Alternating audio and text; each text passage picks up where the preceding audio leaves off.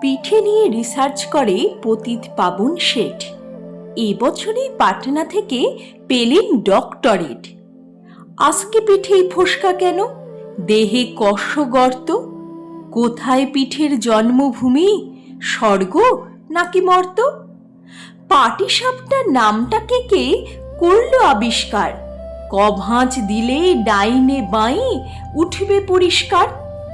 পুলি পিঠের দুই ধারেতে দুটোই কেন লেজ?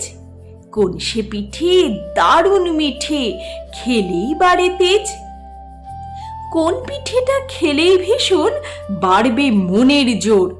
কোন সে পিঠে চিবিয়ে খেতে রাত হয়ে যায় ভোর? কোন সালেতে সরু চাকলির প্রথম প্রচলন? কোন দেশেতে মুগশাওলির আদর সারাক্ষণ? কোন সে জেলার গোকুল গ্রামের কোন বাড়িতে কবে গোকুল পিঠে সর্বপ্রথম জন্ম নিল ভবে?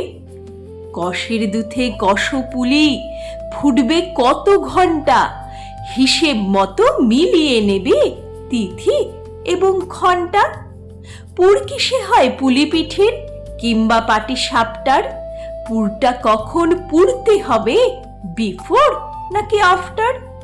পৌষ পার্বণ উৎসবটার কোন সালেতে শুরু? সর্বপ্রথম বাউনি বাঁধেন বিখ্যাত কোন গুরু?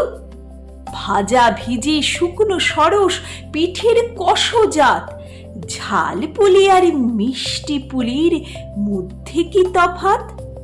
হাজার পিঠের হাজার নিয়ম, হাজার রকম স্বাদ, একটু এদিক ওদিক হলেই সব কিছু বরবাদ।